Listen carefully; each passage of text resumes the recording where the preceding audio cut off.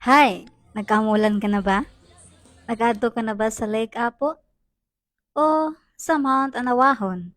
Diri sa Valencia.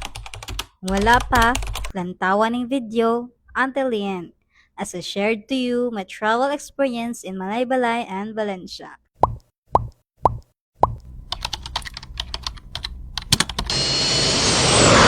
Hello Malagan! Another laag, another vlog. Welcome to the second episode of my laag this year 2025.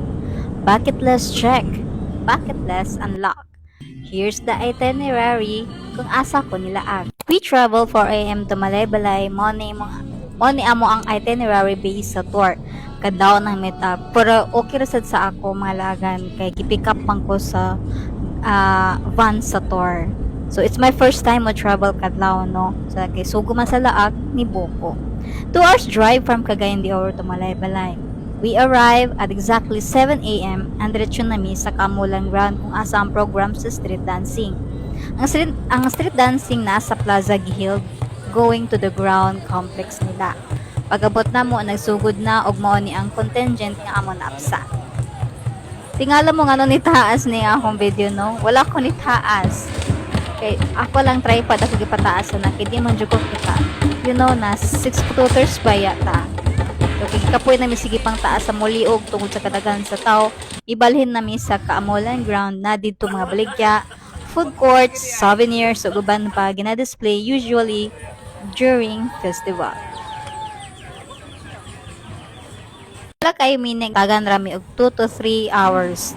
Although 11 a.m. pa among kuan kanang inigbalik ba to sa van.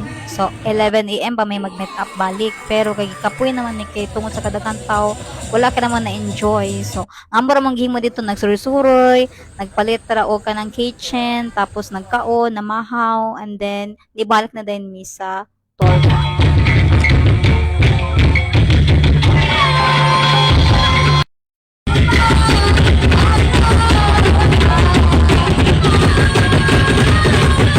Nilakaw na before pa 11 a.m. So, nilakaw may 10:45 or 10 o'clock. Kay ingon tong driver nga okay ra daw magkuan mi sa side trips namo magsayo para sayo kung makauli. So, diligi na siya. Ako nahitapo mga laagan na nga saag pa jud mi niabot pa jud mi sa Maramag. Pangitaay aning Mount Anawahon kay ang kanideng Anawahon duha din ni siya. Ang kaning ay naapoy Anawahon sa Maramag pero elementary school ang ngalan. So dili siya Sky Park, o katong Mount Anawahon Ridge. So nangasaag gid mi ni balik na pud mi sa Valencia. Muot kayo mo experience grabe. First time man jud sa tour guide ug sa driver man gud kay ilang task kapag amo ni pangitao ng side trip kay gibutang ra sad ni sa tour organizer. So kay first time na mo tanan so pangita gayud ang actually mo gud mga laagan kay duha may ka van nag-tour ang kani isa ka van nga nagsunod na ulit na jud sa driver kay always nandiyan mi nangasaag na gani mi paingon sa Anawahon nasaag pa jud mi sa Lake Apo. Grabe jud kay experience ang bot na lang jud. Wala jud mi nag-expect mga lagan mga saag kinagamit mi og Google kanabli lang GPS kay ang tudo sa Google ka Maramag daw pero dili din mao ni balik na po mi sagi pagka kuan na po namo sa Anawahon gitulo sa Google nga katong rough road among agian naade kuno agian nga sementado has ka namong kuan nagilingawa sige na pagatawa pero ang gasunod namong kapungot na Mount Anawahon Ridge is located in Sumpong, Barangay Banlag, Valencia, Bukidnon. Based sa name, distance jud kaayo ni from the city of Valencia. Walabay pa kaduha ka barangay before ma-reach ang ridge. Unfortunately, mga laagan, wala mi kasulod kay under construction pa di ay. And temporarily closed. So wala mi mahimo ani na time naapsan mis ulan og wala mi nagdugay kay kung mag-ulan maglapok ang gianan didto. Kini na video from the guide ni siya initog nindot ni siya iya pag-anhida ni. Then gias na ko nga para ma-save yung video then ako i-upload diri para maipakita nako sa inyo. So kay mission field man ang Mount Anawahon naglakaw nami og midiretso nami sa Mount Apo.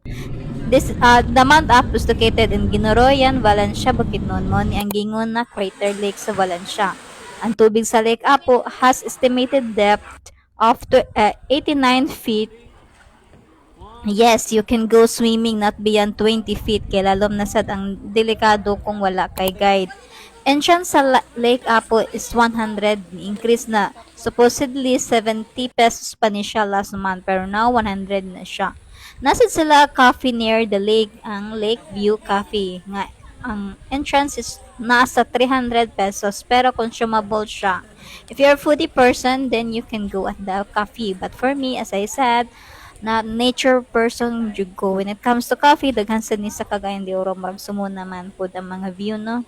Sa coffee lang gyapon. Don't view sa Lake Apo ha, depends on your choices. But for me, dili kay ko mahilig ng mga coffee or food.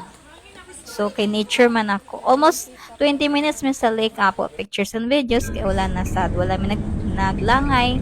Kung nang uli na mi sa Cagayan de Oro, mga 5 p.m. Nakaabot jud ko diri sa location, mga lagan, mga 9 na jud. So, kay ikaw, when man ka magbukid nun dyan, join na sa among laag. Tara, book! That's all for today's video. See you on my next travel vlog. Bye! This is Shang will say, laag na!